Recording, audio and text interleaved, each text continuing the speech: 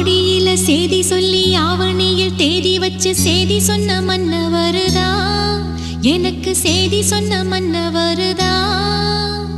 சொந்தம் சொல்லி நெத்தியில குங்குமத்தை வச்ச ஏன் மன்னவரு